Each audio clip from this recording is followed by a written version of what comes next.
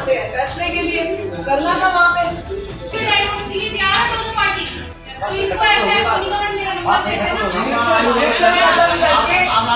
चलो वो कर लेंगे, ऐसे जब टेंशन आती है, पुलिस तो इसीलिए बनी है कि अगर किसी घर में टेंशन आती है तो जाएगी।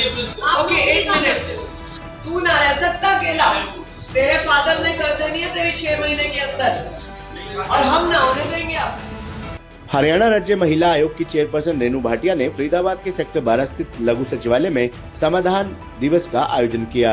इस मौके पर उन्होंने महिलाओं से जुड़ी विभिन्न समस्याओं और शिकायतों को सुना और संबंधित विभागों को त्वरित कार्रवाई के निर्देश भी दिए।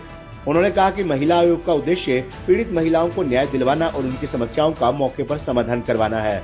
समाधान दिवस के दौरान घरेलू हिंसा, दहेज प्रताड़ना, कार्यस्थल पर यौन उत्पीड़न और संपत्ति विवाद जैसी कुल 18 शिकायतें दर्ज की गयी, जिनमें से 12 मामलों का मौके पर ही निपटारा किया गया। उन्होंने अधिकारियों को सख्त निर्देश दिए कि महिला संबंधी मामलों में कोई लापरवाही नहीं बरती जाए और पीड़िताओं को समय पर न्याय मिले। इस अवसर पर महिला थाना पुलिस, समाज कल्याण विभाग, विधिक सेवा प्राधिकरण और अन्य संबंधित विभागों के अधिकारी भी मौजूद रहे। वहीं रेनू भाटिया ने यह भी कहा कि एक मामला और सामने आया है जिसमें कोई महिला है जो नकली कार्ड बनवाकर अपने आप को हरियाणा की वुमेन कमीशन की चेयरपर्सन बता रही है। इस मामले पर भी संज्ञान लिया जा रहा है। इस तरीके के कार्ड बनाकर लोगों को बेवकूफ बनाने वाली महिला के खिलाफ भी कार्रवाई की जाएगी। साथ ही उन्होंने अपील करते हुए कहा कि यदि कोई भी इस तरीके की हरकत करता है, किसी को भी इसका पता चले तो वह तुरंत महिला आयोग को शिकायत करे। और हरियाणा में अभी कोई दूसरी महिला आयोग की चेयरपर्सन नहीं है। आज हमारी फरीदाबाद रूटीन हियरिंग थी, जिसमें हमारे पास आज 18 मामले थे और 3 नए केसेस आए हैं जिनको हमने फर्दर डेट देकर रिकॉर्ड में ले लिया है।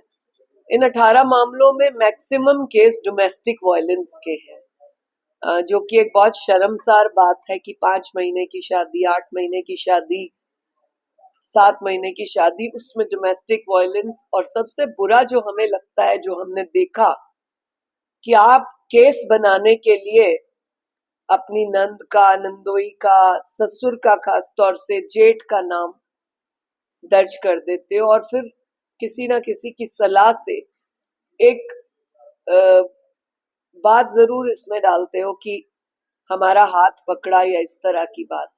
बाद में जब म्यूचुअली खत्म होती हैं ये बातें, तो फिर ये खत्म हो जाती है कि नहीं, ऐसा नहीं था, हम म्यूचुअली कॉम्प्रोमाइज कर रहे हैं। मैं आप चैनल के माध्यम से एक बात जरूर करना चाहूंगी समाज में रहने वाले लोगों को, कि आपके साथ दिक्कत जरूर हो सकती है, और दिक्कतें हैं तभी पुलिस है, तभी महिला आयोग है। लेकिन उन दिक्कतों को एक गलत दिशा और नया रूप देना और अननेसेसरली ब्लेम लगाना, इस तरह से ना करें।